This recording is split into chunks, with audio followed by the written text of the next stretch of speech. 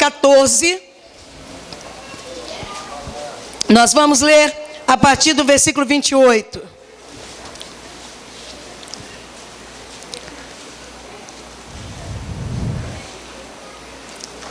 Quem achou, diga amém. Amém. Vamos ler então o que diz Mateus capítulo 14, versículo de número 28. Diz assim: Então Pedro disse: Se é o Senhor mesmo, mande que eu vá andando em cima da água até onde o Senhor está. Jesus respondeu e disse: Venha. Pedro saiu do barco e começou a andar em cima da água, em direção a Jesus. Porém, quando sentiu a força do vento, ficou com medo e começou a afundar. Então gritou: Socorro, Senhor! E imediatamente Jesus estendeu a mão, segurou Pedro e disse: Como é pequena a sua fé, por que você duvidou? Digam todos amém. Assenta aí no seu lugar. Glória a Deus, aleluias.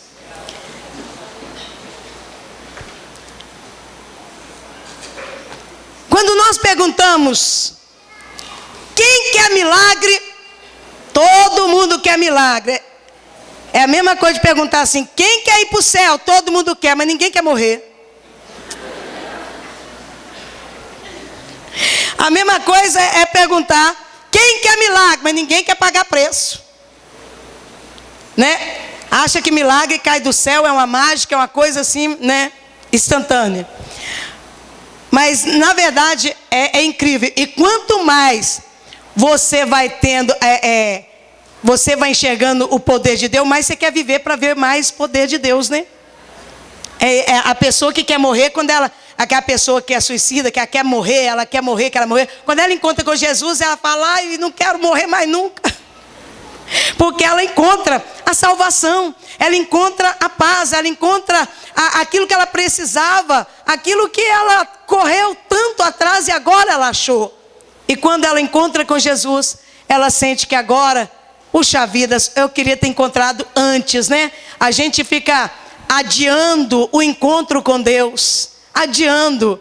Mas eu quero te deixar bem certo de que não adianta adiar, vai chegar. Não adianta. Você pode correr, você pode fazer o que for, vai chegar a sua hora, né? É uma coisa de que Deus vai dando linha até chegar uma hora que Ele puxa. Agora não tem mais jeito, chegou a sua hora, né? E glória a Deus quando chega a nossa hora, porque a gente sente a bênção que é sentir Jesus, e não só falar de Jesus, sentir Jesus. Sentir Jesus é sentir esses arrepios que a gente sente quando a gente está na presença dEle, né? Essa coisa boa de sentir essa paz que você sai daqui, eu tenho certeza, não é por causa de pastora Elza, nem pastor Francisco, nem dos demais pastores, você sai daqui, você sai sentindo paz. Por quê? Porque a presença de Jesus no ambiente, a presença dEle, você busca Ele, você sente a paz que só Ele pode dar, e isso é maravilhoso. E a Bíblia conta aqui que Pedro era ousado. Jesus estava orando e disse para os discípulos assim: olha, vocês vão indo na frente aí que uma hora eu chego lá. Só que eles estavam indo de barco para o outro lado. Jesus de repente, na maior simplicidade, sai andando na água. Vou lá encontrar com os discípulos, andando na água, sobre a água. Pedro, muito curioso e ousado, fala assim: Jesus, se é o Senhor que está andando aí nessas águas, faz eu ter com o Senhor. Jesus falou: vem, uai. Normal, vem. Pedro começa a andar sobre as águas. Enquanto ele olhava para Jesus, ele andou sobre as águas. Mas por um momento, ele deu de tirar os olhos de Jesus e olhar o vento, olhar as ondas, olhar o problema, e ele começou a afundar. Porque ninguém nunca viu ninguém andando sobre as águas. Você já viu lá na piscina? Você já viu alguém andando em cima da piscina? Lá no mar? Na praia? Nunca viu? Nem eu. De repente Pedro vê um mistério desse, porque ele queria ver milagre. Jesus se manifesta, o milagre, ele anda, ele consegue andar nas águas, mas ele tira os olhos de Jesus, começa a afundar. Meu irmão, as pessoas querem que aconteça o terremoto. Quem quer que aconteça o terremoto? Você já viu um terremoto? Aí você eu quero milagre. Sabe o que Jesus faz?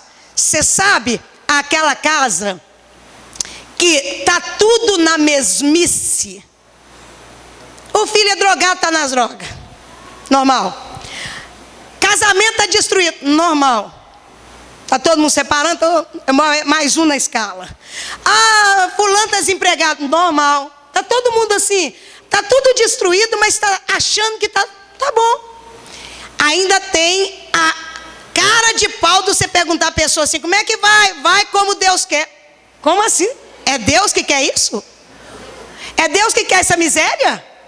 Mas a pessoa acostumou com a vida, a rotina da vida, todo mundo desempregado, uma miséria miserável, não entendeu? Você comendo o pior dessa terra, tudo estragado, mas está tudo, não está como Deus quer. Não está como Deus quer, meu irmão. Não está. Tem um tal de um karma. Olha, esse karma é de Satanás. Deus não preparou karma para ninguém. Eu não tenho que sofrer. Eu não tenho que ir sofrendo, que sofrimento. Olha, sofrimento não ajuda ninguém a sair do lugar. O que ajuda a sair do lugar é quando você entende que Jesus, ele tem poder de mudar a história, de fazer tudo diferente. Jesus opera o milagre. Jesus faz acontecer. Nós precisamos entender isso. Nós precisamos entender. Aquela casa está toda bagunçada. Chega na igreja, senta, volta do mesmo jeito para casa. Era assim no Egito. Egito é antes de conhecer Jesus. Ah, está tudo errado, mas está bom, é mais ou menos isso mesmo. A crise está aí, não é a crise para trás de mim, Satanás. Para trás de mim. Ah, porque fulano está passando dificuldade, é a crise, tudo agora é a crise. Só porque a Dilma falou da crise, o fulano falou da crise, ele também já entrou na fila da crise. Ah, é a dengue, tem gente que já entrou na fila da dengue. A pessoa tem uma facilidade de absorver o que não presta, e ainda falar que é da vontade de Deus, e que isso é uma coisa que tem mesmo que passar. Não tem que passar isso não. Irmãos, antes de conhecer Jesus, eu te falar uma coisa. Minha família era religiosa, mas religiosa mesmo, porque sempre a minha família foi religiosa, buscava Deus. Não sabia que estava errado, mas estava com o coração querendo buscar Deus. E a minha família toda a vida foi de ajudar pessoas, de ir na igreja e de ter as pessoas consagradas dentro da nossa casa, mas nada mudava. Nunca nada mudava. A nossa vida era uma vida de trauma, porque é isso que o mundo e o diabo dá. Você tem uma família que você, dentro da sua própria casa, você adquire traumas, porque um pai alcoólatra, aonde que você tinha que passar por uma janela de banheiro, quase que sempre passando pela uma janelinha da casa, para abrir porta, para nós entrar para dentro, depois que ele dormia. Aí você pensa, precisa de ir longe para que o diabo use situações para te destruir? Não, dentro da própria casa, dentro da própria família, aonde o diabo colocava raiva, ódio do pai, aonde nós tínhamos uma miséria, onde a minha mãe trabalhava de 6 da manhã até muitas vezes chegava 11 horas da noite, e o dinheiro parecia que era um saco furado. A gente só via ele, mas não tinha mais ele. Aonde você via tudo bagunçado, tudo destroçado. Mas de repente um dia a minha mãe recebe o convite para ir na casa do Senhor. Mas a minha mãe, ela é super religiosa. Por muitos anos ela rateou e disse, como muitas pessoas, não, eu já tenho Deus, eu já tenho uma religião, como se religião tivesse algum poder na vida das pessoas. E como muitas das pessoas, a minha mãe vivia debaixo de uma canga chamada religiosidade. Até o dia que ela aceitou ir numa igreja evangélica. E quando ela chegou lá,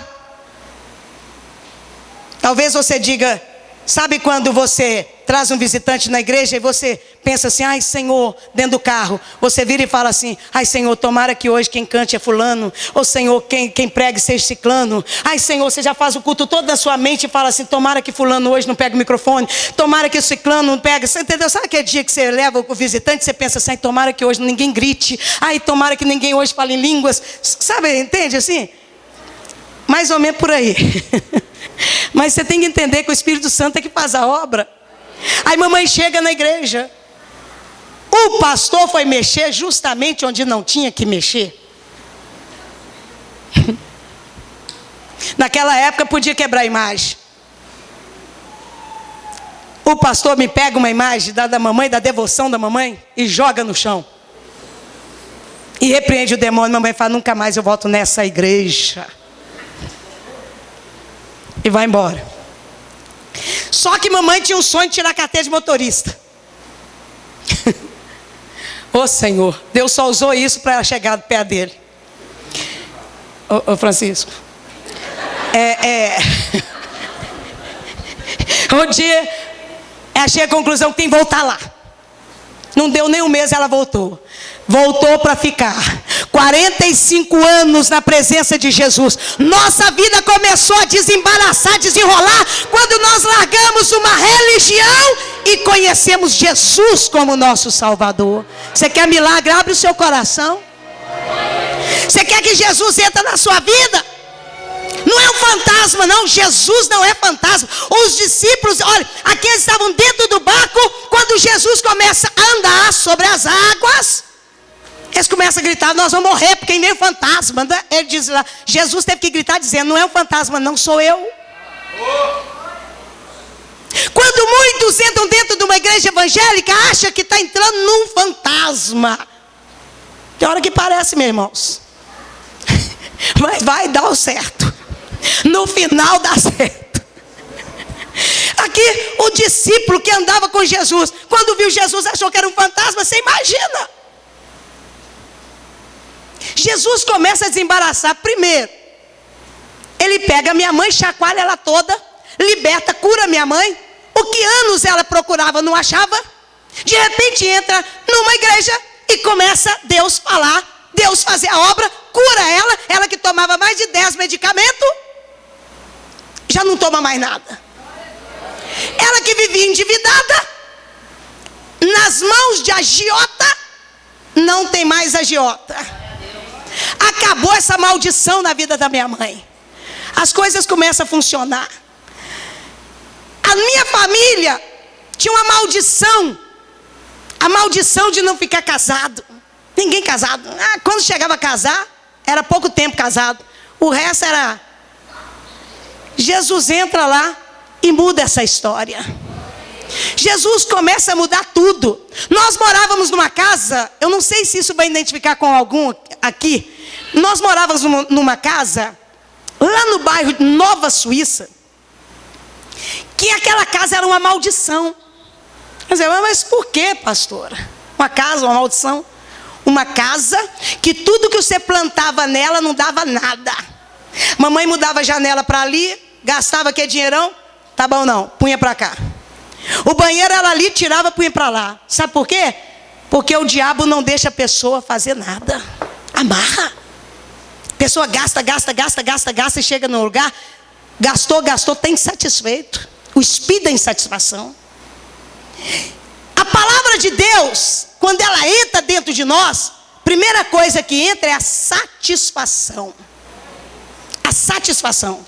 Porque você sabe que Deus proverá. E aquilo, quando os discípulos aqui, eles olham, Pedro olha o impossível. Você que está aí pensando no terremoto que está acontecendo na sua casa, eu quero te dizer nessa noite. Você que diz, irmã, pastor, não de terremoto que está acontecendo, é um tsunami que está na minha casa. E eu digo para ela, sabe aquele demônio que estava paradinho lá, está tudo bem, está tudo bem, está tudo bem, está tudo vermelho, está tudo bem. Está tudo errado, mas está tudo bem. Esse demônio, depois que começou a corrente do terremoto, está sendo chicoteado. E tem que acontecer esse terremoto para que o milagre e a vitória chegue na sua casa, na sua vida. Tem que tirar o diabo de lá. Tem pessoas que ficam mudando, muda de casa, vai para uma casa, está infeliz, vai para outra casa, compra um carro, está infeliz, vai para outro carro, casa com uma pessoa, está feliz, de repente já está com outra. Hoje em dia até é difícil você perguntar, e a esposa? Você fica muito tempo, conforme o tempo que você fica perto da pessoa. Já tomei umas caradas para ir abaixo, por causa de quê? Passa uns 2 anos sem ver o camarada, pergunta, e a esposa? Já está com outra. Eu fico impressionada com os negócios. Mas a pessoa não quer que Deus entre na vida dela e mude isso. Deus precisa entrar. Jesus, quando os discípulos viram, Pedro viu Jesus andando sobre o mar, ele disse, eu quero isso. Eu quero esse negócio de andar aí de cima do mar. O que é isso? Andar em cima da água? Nem nunca vi isso. Eu quero isso, Jesus.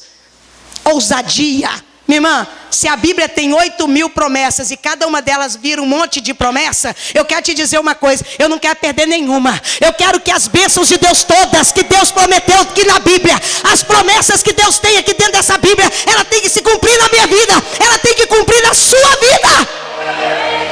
Se o Senhor diz que o impossível, Ele faz.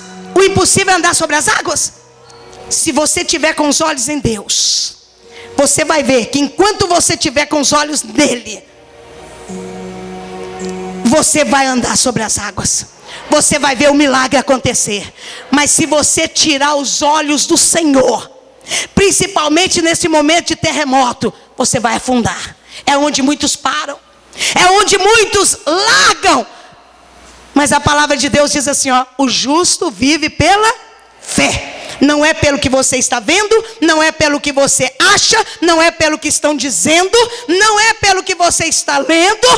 O justo vive pela fé. A pessoa tem uma enfermidade como o Gustavo. Jamais um que está aqui diria, poderia até falar assim, mais ou menos assim, Deus cura, Jesus cura. Mas eu queria ver a fé para que isso acontecesse. Os exames tem tumor por todo o corpo, tem tumor para todo lado. Ele disse para mim, pastor, eu vou dar o testemunho da cura. Tumores agressivos. O médico diz, quer dizer, a sentença era de morte. Isso tem mais ou menos 6 meses. 6 meses. Ele chega e diz, pastora, estou com um diagnóstico assim, assim, assim. E ele nem me contou todo o terremoto que estava acontecendo com ele. Ele falou assim, eu estou com um tumor no tórax. No tórax, né, que você falou comigo. Só que estava em todo o tórax e em todo o seu abdômen. Metástase, né, que fala. Debaixo da axila, pulmão. Aí você, tem cura isso aí? Tem cura? Não, é a mesma coisa de andar sobre as águas. Você diz, pastor, tem pessoas que é engraçado, né, que falam assim, nossa, fulano morreu assim, ciclano morreu assim.